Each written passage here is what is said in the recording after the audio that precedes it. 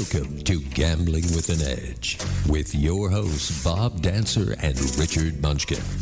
Bob Dancer is America's premier video poker writer and teacher. He's written 10 books, including Video Poker for the Intelligent Beginner and the best-selling $1 Million Video Poker.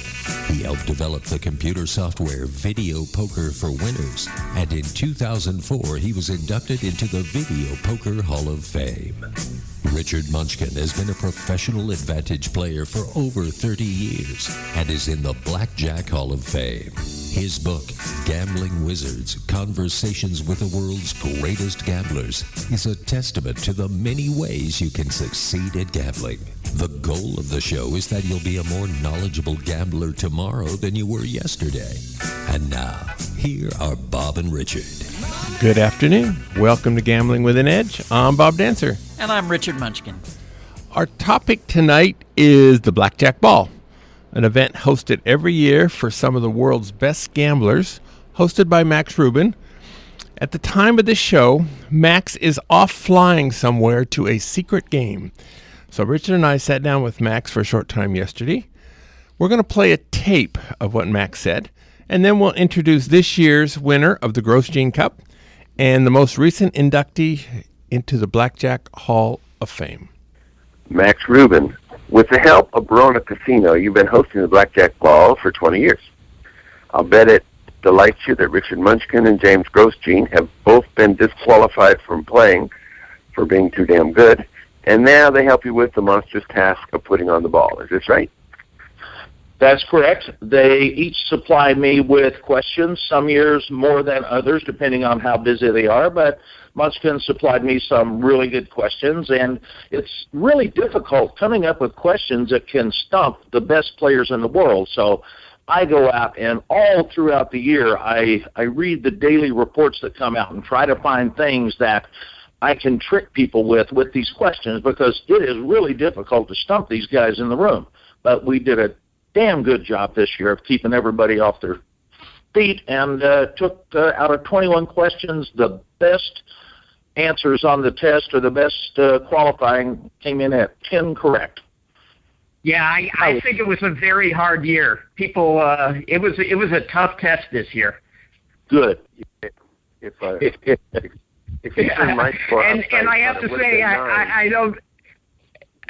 to say, I don't feel like we really gave you that much help, and I hope I can do better next year, actually, giving you more. Good. We'll start looking for questions now. I've already got 3 for the next year based on this year, so that's good. Well, it's not just the questions. It's all the other stuff that goes involved with, I had a party after the ball, and, as Max can tell you, people just don't RSVP, which is a real problem when you're trying to plan things. Well, it certainly is, and your after party, people would just come and go, but at the Blackjack Ball, we have a fixed number of seats with full dinner and prime rib and salmon and whatnot, and we only have X number of seats, and I need to know if you're coming or not, and people simply will not RSVP, or they just don't show up after they do. That's like RSVPing for a wedding and not showing up. So I put all those names down, and next year they will not be receiving an invitation. And now if they're listening to your show, they will know why. Too harsh. Every year there's a contest to find the world's greatest blackjack player. So 21 questions. As you said, this year the best score was 10. And the ones who do the best on that score knock heads in a skills contest. Before the contest begins, however, there's a Calcutta with you as the MC from hell. How does a Calcutta work? Well, I had put together a variety of teams. This year we had 14 different teams, and I'll batch them up, and let's say the number 1 seeded team will have 3 former winners. Next team will be the people in the room that went to MIT, and that'll be the MIT squad. Then we'll have the Hall of Fame team, such as with Tommy Highland, for example, and the different members that are there from the Hall of Fame. Then we'll also have the Hall of Fame contenders or nominees for the year. And we break that down just with different groups. The Washington Solos, lots of top players come out of Washington. We have the Geezers, and that's any man They are men, typically. Anybody over 60. No women will admit they're over 60, so only the men raise their hand when we ask who's on the geezer team. And then we called in the gambling girls. No, I am not politically correct, but they like being called girls. And we'll have a ladies team coming out there, and that's the ladies under 60. And then we'll have certain other squads, but basically, it all comes down to one final batch, and that is the field. And the field dominates every year. They will always have at least one person at the table, at the finals table, simply because there's so many of them. And then after they win, they get put into a new category on the Calcutta. But we will start bidding, and as people come to the party, everybody throws in $20 that's going to be taking the test. And I don't make the guess that even though they'll take the test, they have no chance of winning. They don't have to throw in. So we typically get $1,700, $1,800 in what is commonly referred to as dead money or live money, but that gives us an overlay on the entire test so that no matter whom you buy, there's extra money in that pot. So everybody's got an edge to start off, if you will. And then we have an auction, and we auction these teams in the room, and it gets pretty fun. It's exciting. I know the guys, so I harpoon a lot of them, and most of the time they deserve it, sometimes not, but it's all in good, clean fun, and I really enjoy doing that. And to me, that's probably my favorite part of the party, is having the Calcutta auction. Yeah, that's a lot of fun, and you know, you need a good auctioneer for a Calcutta, and you do a really excellent job at it. So I think a lot of people enjoy the auction. Now there are some well-financed guys who could conceivably come in with $500,000 in cash and start buying up all the teams, bidding more than everybody else does, and basically collect that $1,700 or $1,800 worth of dead money. If that started to happen, what would you do? Oh, I've got that one figured out. I would hope somebody would do that, because I would see it after the first top 2 or 3, and I'd wait until they spend a fortune on those teams, and then tell them, sir, your game's too good for us, and back them off from making any other bets. Then I would start buying the teams myself, and I would bid $500,000, $1 million, and say, you must have the cash with you. I will extend credit to myself. So I can buy a team for $1 million. I could buy the entire rest of the board. Then I would adjust the questions accordingly to whomever happens to be on a certain team. And because I'm asking the questions, I could do anything I want. And when we got to the finals table, let's see, I could have Bob Dancer sitting next to Bobby the Bullet, who is a beast and looks like Sasquatch, and I'd say, okay, first competition will be arm wrestling. Bob, you go against Bobby. You're out the game. Okay, the next one will be, who's got the longest hair? I'm sorry, Queen of Hearts, you're out. Okay, boom. And I would just keep going through that. Who's got this? We could trade punches to the face, whatever it would be, but I would figure it out on the spot, and I'd win. So they know better than to do that. I call you an MC from hell. But anyway. Bill Benner actually suggested one year that he would do that, said he would just bring $1 million to the party, buy everybody in. But Bill's much too classy a guy to pull that kind of move, and he wouldn't do it. But other people that aren't quite so classy have also broached that notion, but I would love it if somebody tried to do that. Well, you have to realize you're sitting in a room full of advantage players. Everyone there is going to be thinking about, how can I get an advantage, right? So, yeah. Because it's my party and I make the rules, I'm thinking about how I'm going to get the advantage too. And although when we start the Calcutta, I have already purchased every team for a fixed price, I never buy a team, because I want everybody else to play. And one of the other great things about a Calcutta is after a team is purchased, if you happen to be on that team, you have the rights to own half that team yourself. And that's a really important part. And that's what happens after the Calcutta. Everybody gets together and starts negotiating how much I can buy of myself. So that'll take, 10 or 15 minutes as they buy each other. Then everybody's ready, and we head downstairs and have the formal competition on the tables. Now, you mentioned Bill Bencher. He was voted into the Blackjack Hall of Fame in a pretty close contest. Very close contest. I'll tell you how close it was. He won by 5 votes. Each member of the Hall of Fame gets 3 votes All it would have taken is one Hall of Fame member not to have voted for Bill and to have voted for Don Johnson, and Johnson would now be in the Blackjack Hall of Fame. That's how close it got. So it was neck and neck all the way as we were counting the ballots. All righty. So now the Grosjean Cup, now that's awarded to the winner of the skills contest. This year Yes. it was won by Lee Jenson, a young man I had never met before, and he didn't even pick out the name Lee Jenson until less than a week ago. So I'm pretty sure he wasn't invited to the ball last year. How did he get his invitation? he was a last-minute addition. For the first time in history, I had 15 emergency last-minute calls canceling. And as we mentioned earlier, it's very tough deciding who gets to come to the ball, who gets the invitations. And Dr. Ed Thorpe was bringing his family and asked if he could. Well, what are you going to do? Tell Dr. Ed Thorpe that invented card counting, no, you can't bring your family? And just as a real quick side note, this is how smart the folks in his family are. His grandchildren, he has three triplets. Of course, there would be three. And all three of these 18-year-old kids are freshmen at MIT. Well, they were coming to the party, and then emergencies happened at the last moment, had to cancel there, and then I had to get on the horn and start trying to find people that were around town. And at the very last minute, we found out that Lee was in town, and Munchkin knew who he was, and he's been a pretty well-rounded player, but just hasn't been part of the club, and he got that last-minute invite, came in and came out of nowhere and surprised everybody as part of the field and took home the title. And the Grosjean Cup this year was an amazing trophy. It was a 15-liter bottle of Luke Belair Rare Rosé that Don Johnson got comped for the party, and Lee took that home with him. And it was a 91-pound trophy that he now has sitting on his mantle at home.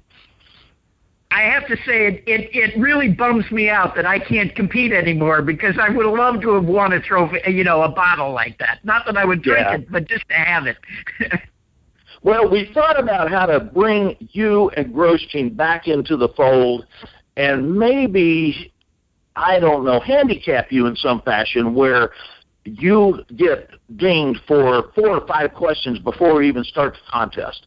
So that would maybe help people get a leg up, but then I can no longer use you to provide questions. But it's pretty tough to stump you two guys. You're both very well read, and when you get to a finals table, you know how to knock people off in a tournament format. So I don't know. It would be nice to have you back at the finals table, but it just got to the point it wasn't fair because you're just too damn good, Richard. Well, thank you, Max Rubin. We could easily and enjoyably spend the entire hour talking to you. Well, we're going to cut off this pre-interview, and we're going to talk to Lee Jenson and Bill Benner. Thank you very much. You bet. Glad to have joined you, and we'll get back together sometime later in the year and talk a little bit more about the Blackjack Ball, among other things. All right, guys. Thanks a lot. Appreciate it. Okay. Bye, Max. All right. We're back live again. We could have talked to Max forever. He's great. Now, there were 6 worthy nominees for the Blackjack Hall of Fame. The winner in a close vote, as Max said, was Bill Benner.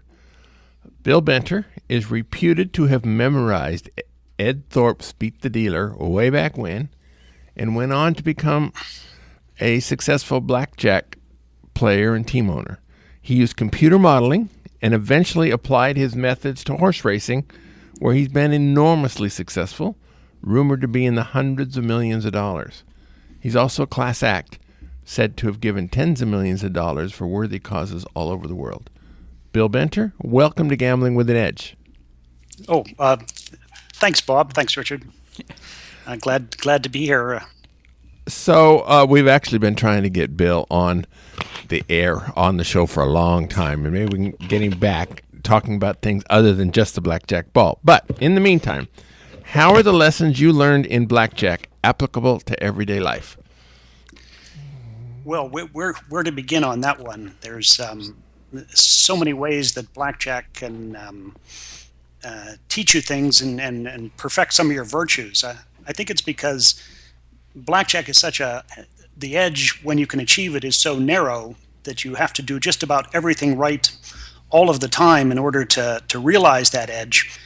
And you have to be able to do that for months or even years under very stressful conditions, which, is a great training ground for virtues of discipline and hard work and thrift, keeping records, etc. I think also it kind of shows you that knowledge, by that I mean book knowledge, can give you power. That reading these arcane strategy tables developed by computer and by eminent mathematicians and committing that knowledge to memory and using it gives you a certain power in the real world. So it shows that knowledge is power. I think it's a fair game. I mean, it rewards study and practice. The longer you spend on the practice table, practicing your counting skills, or the more time you spend memorizing strategy charts, all of that pays off in increased profits in the casino. So it's good in that sense, and it helps you to keep your wits about you in stressful situations. You've got a pit boss glaring at you, and you've got a maximum bet riding, and the cocktail waitress is bothering you, and you're trying to think of an obscure playing situation that has come up, and you're trying to remember what the correct strategy is, as well as trying to keep the count. And all of this while you're trying to look like you're just a gambler having fun. That's good practice. I thought your speech, I mean, it was short, but I thought you were very eloquent in receiving the Hall of Fame. But you also talked about the importance of teamwork. I did. I found that, I started out playing blackjack on my own. It was a very difficult road. I know there are some people who have successfully conducted their entire career almost playing alone, but that's very much the majority. I found that working with others and being able to get along with others to function as part of a team it was a tremendous boon to being able to be successful. That I guess you could see my political leanings here. I'm going to say it takes a village to win at blackjack.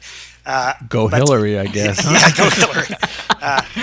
No, I think it does show that working with others, though. I mean, that psychologically it's rewarding. I mean, it's comforting to have teammates. There's a sharing of knowledge. There's people to correct you when you go astray. And since then, all of my subsequent gambling-related projects have been as teams, and I always extol the virtue of teamwork to others who are attempting to win at gambling games. I say most of these are not really one-man projects. Yeah, I agree with you completely. I've said on the air often that if I had to play alone, I wouldn't do it. And I also think that there is a creative spark that happens when you get people together. They communally will come up with ideas that I don't think you would come up with alone, because you start bouncing things off each other, and that's where great ideas, often come from. Exactly. I think the most productive and fertile years in blackjack for me were when we were literally all living together in a rented house in Las Vegas, where we'd have 4 or 5 people, and we'd spend evenings in the jacuzzi talking blackjack ideas, and we'd wake up talking blackjack, and camaraderie, the sort of did elicit the kind of invention and enthusiasm that goes with it. I can see why many successful startup companies had their garage phase when the founders lived together, and yeah, it's a very good model. Very good. We're now going to talk about the guy who won the Grosjean Cup. Lee Jenson lives in the northwest part of the United States and regularly gambles in blackjack and other casino games. Lee Jenson, welcome to Gambling with an Edge. Hi, thanks for having me. Now, as Max indicated, you barely eked out an invitation to this year's ball with some help from a guy who goes by the handle of Lonesome Gambler. Now, at the ball, the Lonesome Gambler told me that if you didn't give him a shout-out, he was going to hurt you. So Max told his version of this story. How did it look from your eyes? Well, basically, I was already planning on being in the area that weekend because I had some plans to meet up with some other AP friends as well as Lonesome Gambler who were also in the area. And he sent me a text and just said, hey, there's a chance maybe you could go to the Blackjack Ball. Would you be interested? And of course, I said, sure. And next thing I knew, I had an invite from Max in my email, and then now, thanks to him and whoever else approved it, or I don't know how it went down behind the scenes, but here I am. So, thanks. I'm willing to bet that you're going to get an invitation a bit earlier next year, unless you do something silly like going to work for a casino or something. Now, relatively few people knew you at the start of the ball, and you were a member of the men's field. That too just might change next year. Now, the men's field was purchased for $4,000 by, surprisingly enough, Bill Venter. So, did you buy any piece of yourself, and if so, how much? No, I did bid on the field because I had never been there before, but it seemed definitely like the best bet. I think I got up to about $1,500 or $2,000, and it just kind of seemed like Bill was going for it. So I backed off, and I knew that I could buy half of it, after the auction ended. But by the time I was able to make it over to the table, it would have been done. It was probably done immediately, as the auction ended. But so no, I didn't get any action on myself, but I know some of my friends did make money and were pretty happy when I won it. Other field members, that is. So. All right. Yeah, I think we need to sort of clarify the rules about buying back because, you should have been able to buy a piece of that, but whoever ended up with the half, you should have been part of that group, you know what I mean, to be able to buy. I mean, if Bill bought the field, he should be able to keep 50% of it, but the other 50% should be divided among all the people in the field who want a piece of it, not just the first guy who gets there. Yeah, one guy bought half immediately, and you could have gone up to David and asked him, and he would have given you some, sold you some, but I guess it took some while to figure that out. All right. Next year, you're not going to be part of the field, so won't be a problem. The 21-question test. You got 9 correct, which is 1 off the top, and you went into a playoff at that point. Now, which question on the test did you find most interesting? Yeah, well, 2 things. One thing that was interesting was that I only got 9 right, and I thought I had absolutely no chance. And it was actually pretty shocking to be in the finals with 9 out of 21. But the one question I think that was kind of like a ace in my sleeve was a really tricky one. It was about the federal court case filed by Bob N. on behalf of some advantage players who had some issues in Arizona. And that's a case I paid, pretty close attention to because of the importance to APs who play in tribal casinos. And I know the question was meant to be really tricky, but I was sure I got it right. And it was about the figurine that the casino claimed was a cheating device that one of the players had. Yeah, that actually was my question. I need all the help I can get, folks. It was a donkey, but the question was true or false, was there an elephant used? And the answer was false, because this is an election year and you got to know your donkeys from your elephants. All right. Now, Bill Venter, you also took this test, as did 80 some other folks. We all got somewhere south of 9 questions correct. Did you have a favorite question at the ball?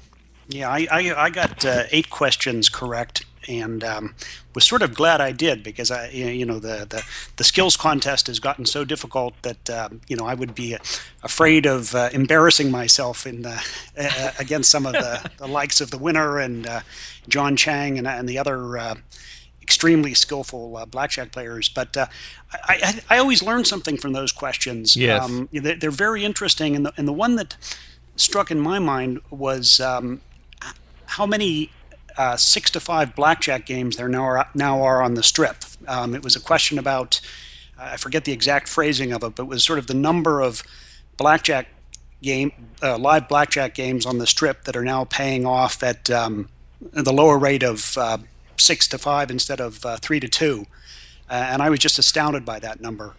It's a shame. I think the question was true or false. There are now more 6-5 games than full pay 3-2 on the Strip, and it's true by about 2-1. Right? Yeah, many more 6-5 games. And some of them are even money. I mean, there's a game called Super Fun 21 where, the blackjack pays even money.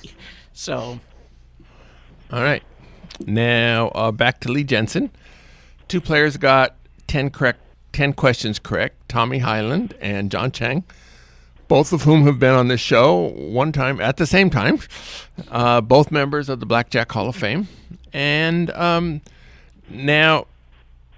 Actually, if I can just rag on Tommy a little bit here. Yeah. I owned Tommy in the Calcutta, so I was very happy that he got to the final table. And he blew it, folks.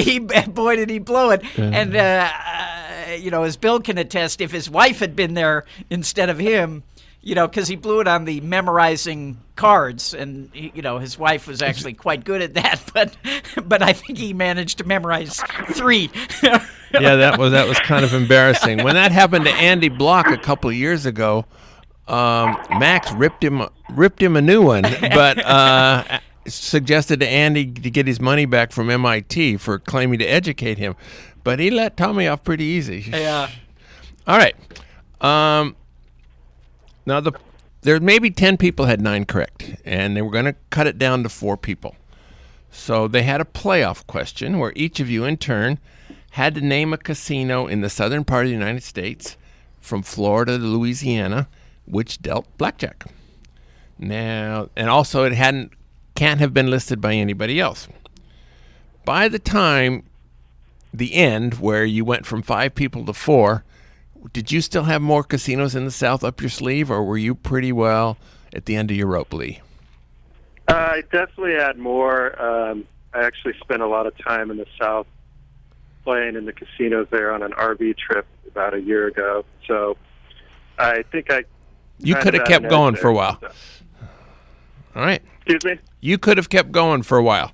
Yeah, definitely. And I think the trick was just naming off the beaten path kind of casinos so you didn't accidentally repeat one of the ones you didn't hear. So it was kind of tricky in that sense. If you got unlucky and just named something someone else already named, you would have been out. When I had to play in those playoff things, I thought that it was important to try to take the most well-known ones off the table early so that it would make it harder on the other players, and try to keep the obscure ones kind of in my back pocket so that, once it got more difficult, I would have something there. But good strategy. Definitely. Now, when it came to the skills contest, you were up against, among others, John Chang and Tommy Highland. You obviously knew who they were. Of course. Were you intimidated at all by them? Yeah, a little bit. I didn't really know what the contest was going to consist of. I had some ideas just from stuff that I've heard, but I really didn't think I was going to finish in first place at that point, no. All right. There's 5 tests. Each one eliminating one guy. So the first one, you had to count down a deck to determine which card, whether it was low, 2 to 6, medium, 7 to 9, or high, 10 to ace. You were the fastest for doing this, which turned out to mean you didn't even matter if you were right or not, because they did it from the other way, and one of the slower ones got it wrong. Yeah. But you beat John Chang, and in his prime, John was reputed to be able to count down a deck in less than 10 seconds. Was it a confidence builder that you beat John Chang? It was, but I didn't know if speed, counting would have came into play later. But once it did, I definitely knew I had a chance because of that. All right. Second test, card memorization. Max spread out a shuffled deck, and you had to memorize as many cards as you could in about 30 seconds. It only got 3 cards before Tommy blew out, as Munchkin has already mentioned. How far do you think you could have gone on this card memorization? I think I could have gone about 15 to 16 cards. I just made it a point to go as far as I could feel comfortable about the accuracy with. So that was a tip I got from a friend. So it was somewhere in the neighborhood of 15 to 16 that I'm sure would have been right. And then after that, yeah, I think would have been guessing.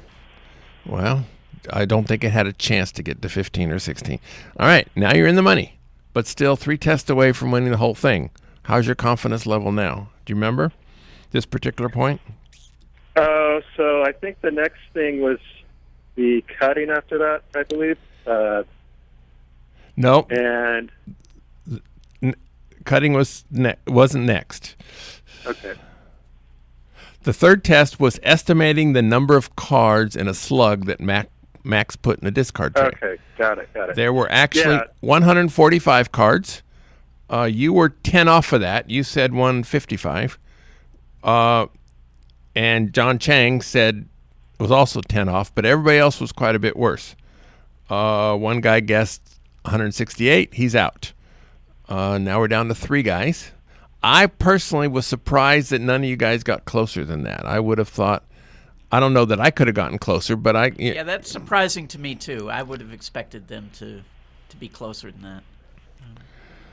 So, but you don't have to be embarrassed about being 10 off because that was the best. Fourth test was cutting. Max put a single deck in a discard tray, gave you a cut card, and said within 5 seconds after I give you the cut card, you got to cut exactly 15 cards. Everybody tried it. One of the guys cut 9, which was 6 away. The rest of you were closer than that. You were actually one of the closest to the 15. So now your head's up with John Chang. And it turns out to be almost a duplicate of the first test, where you have to count down a deck and figure out whether the card that was taken out was either low, medium, or high. And except this time it's a double deck. You already knew you could count faster than John Chang. How were you feeling now? I felt like I had a good shot. I just wasn't sure if I wanted to go for like super turbo speed and have a chance at making a mistake, or just go, as fast as I could and know that I would be 100% accurate. And I kind of did a mix of both, and I had some time to spare, so I was a little worried about the card for that 5 seconds or so I was waiting. But it turned out that I was right. So that was that. Now, on this one, I actually think John Chang blew it. He noticed that you beat him on the first one, had to have a good sense that you were going to beat him on this one too. So what he has to do is, when it's set, is just take a guess whether it's low or high. They both had 4 chances out of 13. 5 chances out of 13 to collect. And so 5 out of 13 is a whole lot better than no chances out of 13 if he could assume you were going to get it correct. So he didn't do that, but I think that would have been his smarter play. Yeah, or at least he should have tried to turbo through it, and if he saw that he didn't think he was going to be accurate, then take the shot. I'll bet he's losing sleep over that one, actually. Well, I talked to him later. He thought about you could have named your own count. Everybody picked high-low, but you could have picked any count. And so John was saying afterwards, maybe I should have picked the red-black count. Actually, if that's true, you could just pick the 10 count, and then you could just pick low, right? Because you're just counting 10s versus everything else. Oh, I'd pick the ace count, where aces are minus 12 and everything else is plus 1. And put the deck down, I guess, low. So, but somehow I think Max would have put a stop to that. Well, but the 10 count's a real count, right? I mean... All right. See, everybody's always trying to figure the angles, so we'll have to make sure that doesn't happen next year. Somebody tries to do that. So you got a 3-foot tall bottle of champagne. 91-pound bottle. The bottle didn't weigh that much, but the packing and stuff did. It's like 6 liters is, 15 pounds, maybe 12 pounds, and the bottle itself is pretty heavy. It's champagne, so it had to be. And then the box. But still, you probably didn't carry it on your carry-on luggage. No. Is there room in your apartment / house for this, or are you sleeping with it? Well, no, I actually had a nice place in my, bookshelf on my mantle there for it, so it actually fits really good. So it's displayed in my great room of my house right now. And one thing I found out the day I was leaving was that you can't ship alcohol. None of the, local couriers will let you do that out of Vegas. There's some weird law or something, because I went to 2 or 3 different places, and then I finally realized that I had to check it on the airline as my check bag, and they would only take a bag up to 100 pounds, and at that time I didn't know how much it weighed, so I was a little worried I would get to the airport and get turned back and have to figure something else out. But luckily it was under by 9 pounds, and I was able to check it home. All right. Now you also get the Grosjean Cup, which is this big trophy, and you put it right next to the Munchkin trophy, which is little. So James did get to 3 wins before Richard did, but in many fewer years too. But but I think he studied. You think he studied, huh? All right. Now, Bill Benter, if you were in the skills contest, Yes. which of these do you think you would have gotten right? Which of these do you think you would have gotten wrong? Could you have done that? Could you have done well? I think I could have done well at the card estimation. My counting down a deck is not as fast as it once was, and I think I could have done well at the cutting competition. So those two. So 2 out of 5. So if you can't do... What did you say about the memorization? I'm sure you would have done better than Tommy. It would. I may be a little rusty. I'd be curious as to whether the winner had used a particular memorization technique, or was it just a kind of just look at them and memorize them, or did you use one of those word association where you associate each card with a picture? That's what I used to use when I did card memorization back in my playing days. So Lee, how'd you do it? Well, I just used the numbers for the numbers because we didn't need the exact card. So it was just memorizing a number, and then I used the word for the paint cards and everything. So it worked out for me at the moment. But like I said, I'm sure there's other people who could have gone way farther than I could have if it came down to it. I would have tried to memorize them 4 at a time. So like the King 5-4 were the first 4, and then you get on to the second one, which I still remember were 7-6 something. How would you have done it, Richard? Because you had this test. I'm like Bill. I use characters and actions, which is described. There's a really good book about memory called Moonwalking with Einstein, and it is the method that he mentions in the book, where you see people doing different actions, and the characters and actions have meanings. So.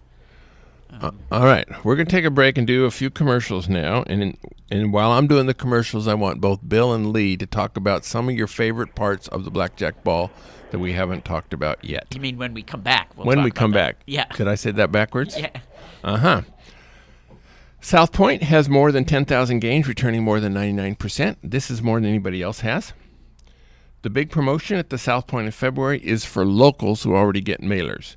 You pick up your regular mailer Monday through Friday of each week, and if you do, you qualify for an additional pickup on the Friday, Saturday, or the same week. You do that all 8 times, and on the last day, you get a big pickup. So the top mailer is $75 a week. So normally, instead of getting $300 in the mailer, this week it is $13.50, which is quite a big difference. Double point next Monday, my birthday, is although they call it President's Day, it's February 15. Free video poker class this week will be bonus poker quick quads. This is noon Wednesday in the Grandview Lounge. Although it was originally scheduled to be double bonus quick quads, the casino informed me a few days ago that the double bonus quick quad pay schedule will be downgraded, and it has been. So we talked them into keeping bonus poker quick quads. So it's 99.55%. And everybody at least 21 years old is invited. At the Palms, their drawings, they're having the same drawing format until the end of April. Every Friday and Saturday night, 7:15, you have a chance to win $1 million. So technically, you could win the $1 million every one of those days. There's going to be 5 winners each of those nights. They keep drawing until they get 5 people who were there. The $1 million match game is they put up 20 envelopes on a board. You pick 5 of them. Inside 5 out of the 20 envelopes, it says Palms. Those are good. Inside the other 15, it says something like Sorry, Charlie. So if each one of the Palms ones you get an extra $100 in free play.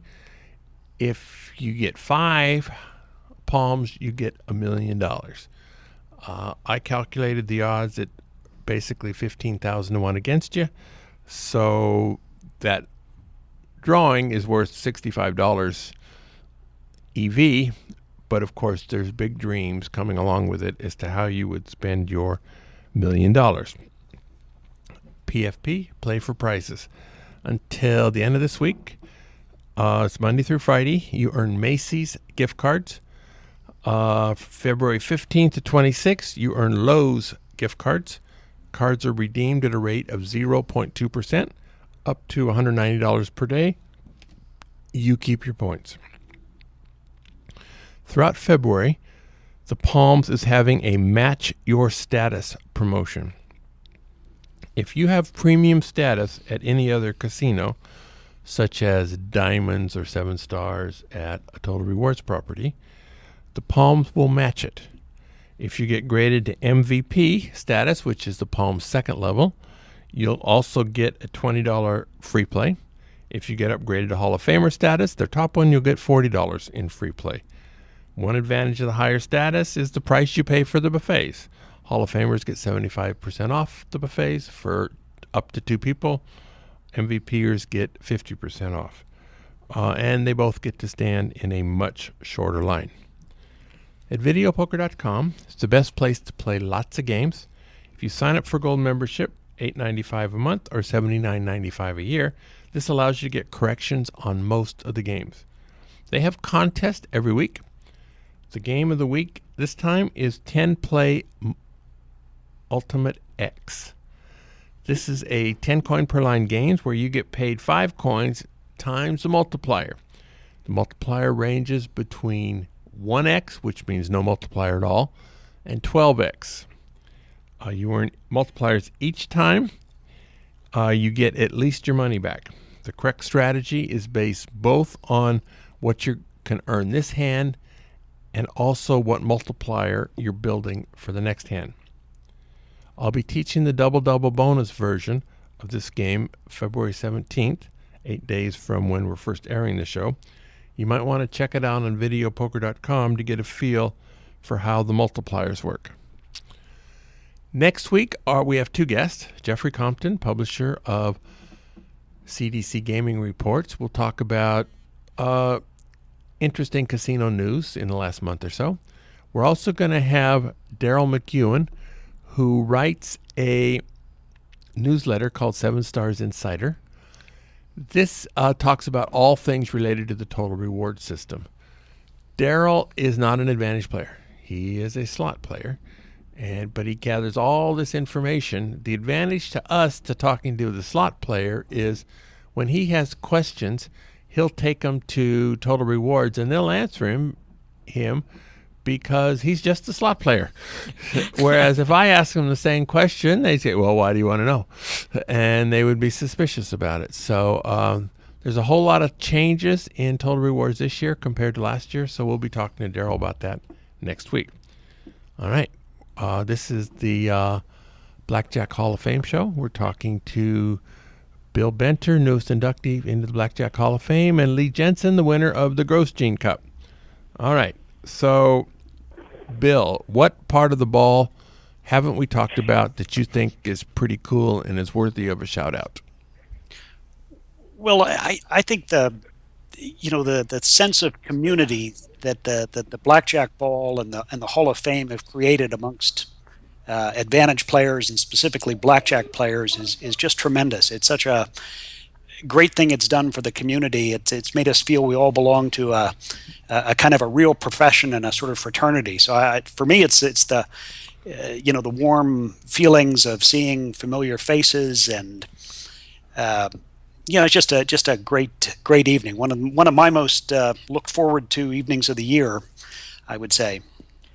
I have to agree with you just 100%. Me too. And I also feel like that once a year is not enough. I'm actually going to organize something 6 months later. It'll be hotter than hell in Las Vegas, but because as I say, I agree, and it affords us the opportunity. I never thought that I would get to meet Ed Thorpe or the guy, the Four Horsemen, the guys who actually calculated basic strategy before Thorpe, wrote his book. I mean, so that's just been a tremendous thing for me. Another thing I appreciate. But I agree, Bill.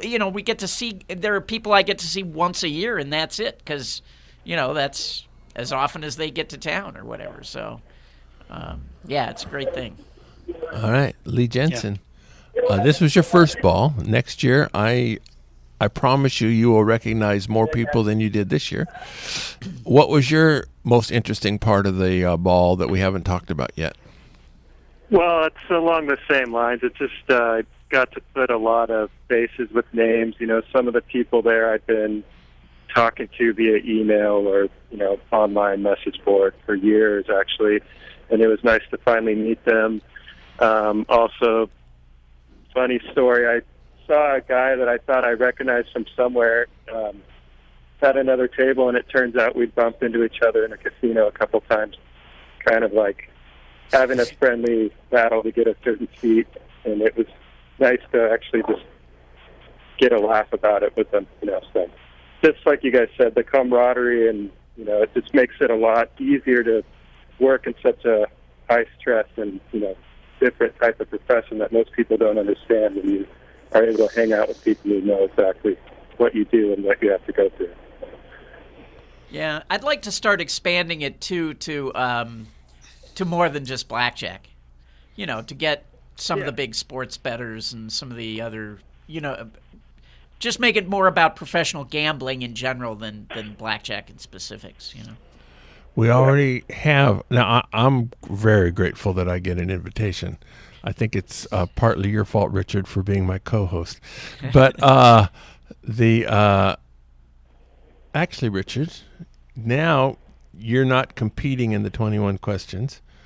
So it's got to be a whole different level of stress and stuff when you're at the show. Do you enjoy it more when you're competing or more when you're not competing? No, I enjoy it more now because, as I was saying, I get to see people, many people I get to see once a year, and now I don't have to worry about competing. I can spend the time talking to the people that I'm there to see, And also, I have to say, the competition has been whittled down. It used to take forever. It was much, much longer in the past. So the final skills test used to take a half hour, and this time it took about 10 minutes.